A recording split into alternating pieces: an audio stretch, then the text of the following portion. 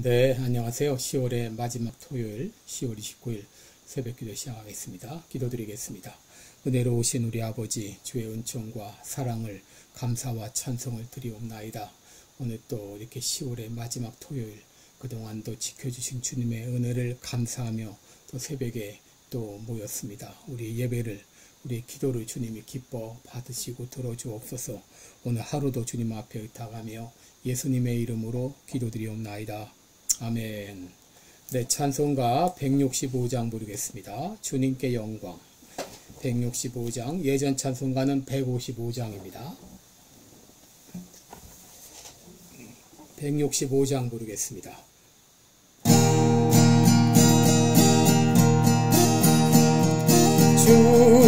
주님께 영광, 다시 사신 주, 사망 권세 모두 이기시었네. 흰옷 입은 천사 돌을 옮겼고 오셨던 곳은 비어 있었네. 주님께 영광, 다시 사신 주, 사망 권세 모두 이기시었네. 부활의 주님 나타나시사 두려움과 의심 물리치셨네. 주의 교회 기뻐 찬송하여라. 다시 사신 주님 죽음 이겼네. 주님께 영광, 다시 사신 주, 사망 권세 모두 이기시었네. 생명의 임금, 영광의 주님, 주님 없는 삶은 헛될 뿐이라. 주의 사랑으로 세상 이기고 요단 건너 번역하게 하소서. 주님께 영광, 다시 사신 주, 사망 권세 모두 이기시었네. 아멘. 네, 우리 오늘은 고린도전서 15장 1절부터 보겠습니다. 고린도전서 15장 1절로 9절까지 제가 봉독해 드립니다. 형제들아, 내가 너희에게 전한 복음을 너희로 알리게 하노니 이는 너희가 받은 것이요 또 그 가운데 선 것이라. 너희가 만일 나의 전한 그 말을 굳게 지키고 헛되이 믿지 아니하면 이로 말미암아 구원을 얻으리라.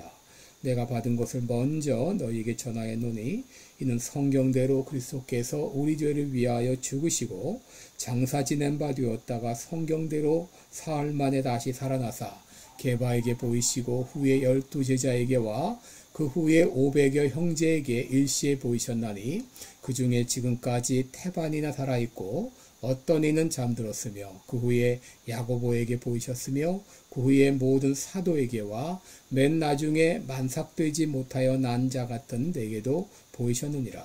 나는 사도 중에 지극히 작은 자라. 내가 하나님의 교회를 핍박하였으므로 사도라 칭함을 받기에 감당치 못할 자로라. 아멘. 네, 우리 오늘은 부활의 주님을 만나셨습니까? 이런 제목으로 함께 말씀을 나누겠습니다. 여러분, 기독교가 다른 종교와 극명하게 차이가 나는 것은 바로 기독교는 예수님의 부활을 믿는다고 하는 것입니다. 여러분, 다른 종교의 창시자들은 모두 죽었습니다. 그러나 예수님의 무덤은 빈 무덤입니다. 예수님은 죽음의 권세를 깨뜨리시고 다시 살아나셨습니다. 여러분, 예수님의 부활은 어떤 의미가 있는가? 예수님의 부활은 예수님께서 하나님의 아들이라고 하는 것의 확증입니다. 로마서 1장 4절에 보면 성결의 영으로는 죽은 자 가운데서 부활하여 하나님의 아들로 인정되셨으니 라고 했습니다. 그러므로 예수님의 부활이 사실이라면 예수님은 하나님의 아들이시요 우리가 기다렸던 메시아 그리스도라고 하는 증거가 되는 것이죠. 예수님의 부활이 사실이라면 우리의 구원은 분명한 것이고 천국은 실제하는 것이고 우리도 죽음에서 다시 살아난다고 하는 분명한 소망의 확증인 것입니다. 당시 고린도 교회 안에는 예수님의 부활을 믿지 못하는 사람들이 있었습니다. 그러므로 그들은 장래에 자신이 부활할 것이라고 하는 것도 믿지 못했습니다. 이에 대해 사도 바울은 고린도 교회에 예수님의 부활은 분명한 것이라는 것을, 이것은 역사적인 사실이라고 하는 것을 그들에게 알리면서 그들도 부활에 대해서 믿음을 갖기를 원했습니다. 여러분, 기독교는 이처럼 예수님의 역사적인 부활이라고 하는 그 기초 위에 세워져 있는 것입니다. 그렇다면 진정 예수님의 부활은 사실인가? 바울은 몇 가지로 예수님의 부활을 증거하고 있습니다. 첫째 증거는 빈 무덤입니다. 오늘 본문 4절에 보면 장사지된 바 되었다라는 말이 나옵니다. 여러분, 이 말은 예수님께서 분명히 죽으셨고 무덤에 묻히셨다고 하는 말입니다. 여러분, 예수님께서 부활하셨을 때 예루살렘에는 예수님의 부활과 관련해서 헛소문이 돌고 있었습니다. 그것은 그 중에 하나는 바로 예수님의 부활은 예수님의 죽음은 죽은 것이 아니라는 것입니다. 예수님은 죽은 것이 아니라 잠시 기절했다가 깨어났다고 하는 그런 소문이었습니다. 그러나 예수님께서 장사지된 바 되었다, 이 말은 예수님의 죽음은 확인되었다 하는 말입니다. 바로 예수님의 부활은 분명한 죽음에서의 부활이었습니다. 둘째 부활의 증거는 여러 목격자들입니다. 여러분, 5절 이하에 보면 게바에게 보이시고 그 후에 12 제자에게와 그 후에 500여 형제에게 일시에 보이셨나니 그 중에 지금까지 태반이나 살아있고 어떤 이는 잠들었으며 그 후에 야고보에게 보이셨으며 그 후에 모든 사도에게와 맨 나중에 만삭되지 못하여 난 자 같은 내게도 보이셨다라고 말합니다. 여러분, 예수님의 부활을 만난 사람은 한두 사람이 아닙니다. 베드로와 12 제자와 500의 형제와 야고보와 그리고 이 사도 바울조차도 예수님의 부활하신 예수님을 만났습니다. 그것도 한 번 만나주신 것이 아니라 여러 번에 걸쳐 만나주셨고, 당시 사도 바울이 고린도 전서를 쓸 당시에도 예수님의 부활을 목격했던 수많은 사람들, 대부분의 사람들이 살아있었다고 말하고 있습니다. 만약 그것이 거짓이라면 수많은 사람들이 이것을 거짓이라고 외쳤을 것입니다. 그러나 수많은 사람들이 이것을 동시에 보았고 여러 번에 걸쳐 보았습니다. 이런 수많은 목격자들은 예수님의 부활이 사실이라고 하는 것을 증거하고 있는 것이죠. 세 번째 부활의 증거는 바로 사도 바울 자신의 변화입니다. 여러분, 사실 사도 바울은 원래 바리새파 사람으로 교회를 핍박하던 자였습니다. 9절을 보시면 나는 사도 중에 지극히 작은 자라 내가 하나님의 교회를 핍박하였으므로 사도라 칭함을 받기에 감당치 못할 자라 라고 말했습니다.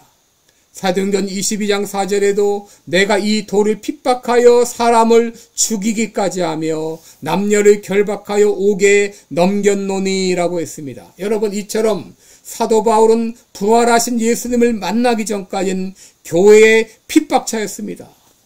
가장 앞장서서 핍박하던 자였습니다. 그런데 그에게 있을 수 없는 일이 일어났습니다.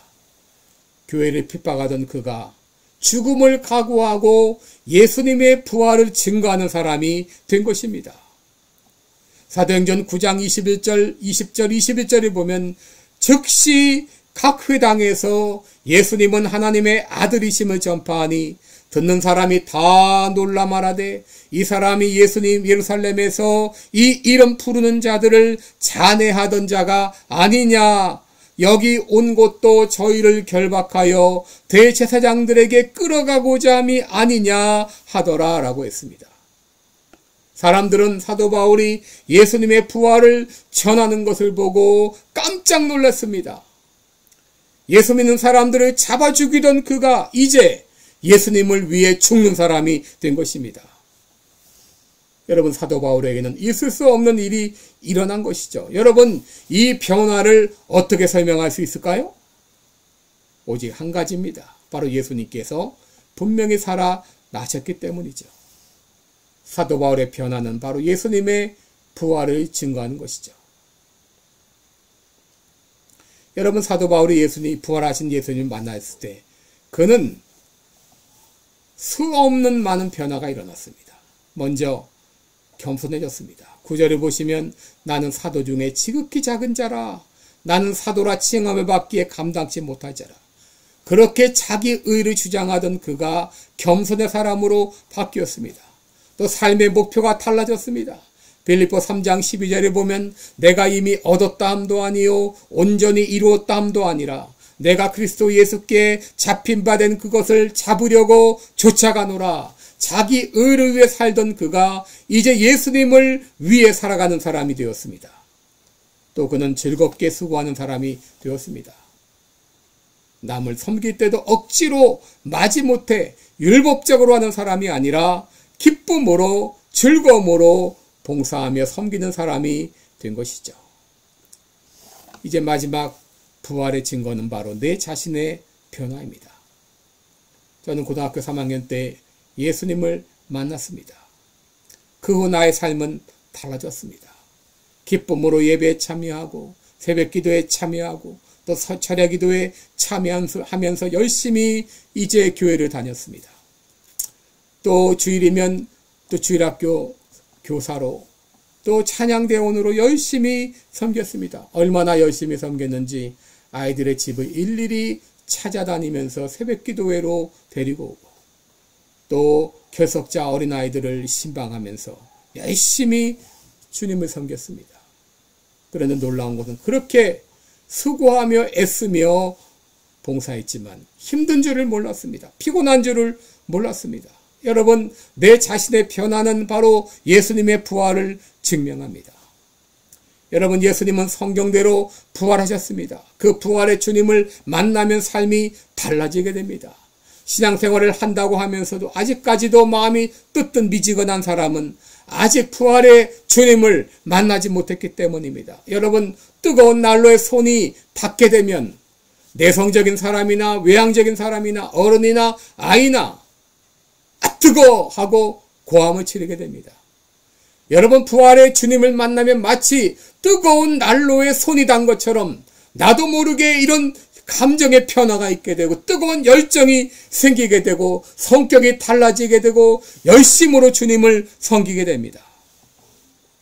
엠마오 도상의 제자들은 부활의 주님을 만났을 때에 우리 속에서 마음이 뜨겁지 아니하더냐라고 말했습니다. 여러분, 부활의 주님을 만나면 내 심령이 뜨거워지고 견딜 수 없는 이런 기쁨이 생기게 됩니다.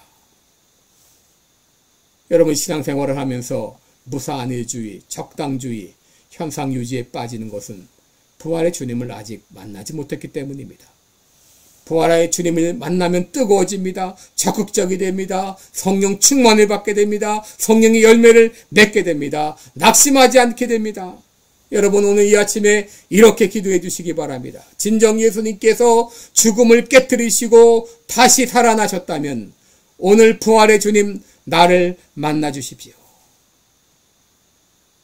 여러분, 간절히 기도할 때에 부활의 주님 여러분들을 만나 주실 것입니다.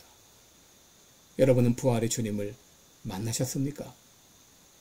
오늘 이 아침 부활의 주님 나를 만나 주옵소서 라고 기도하시기 바랍니다. 기도하겠습니다. 은혜로우신 우리 하나님 아버지, 예수님은 분명히 죽음의 권세를 깨뜨리시고 다시 살아나셨습니다. 성경이 증거하고 세상이 증거하고 나의 삶이 이것을 증거합니다. 아직까지 이 부활의 주님을 만나지 못한 분 있습니까? 이 시간 기도할 때에 부활의 주님 그를 만나 주시옵소서. 그 마음 가운데 찾아가 주시옵소서. 내가 부활한 주님이라고 그에게 말씀하여 주시옵소서. 예수님의 이름으로 기도드리옵나이다. 아멘.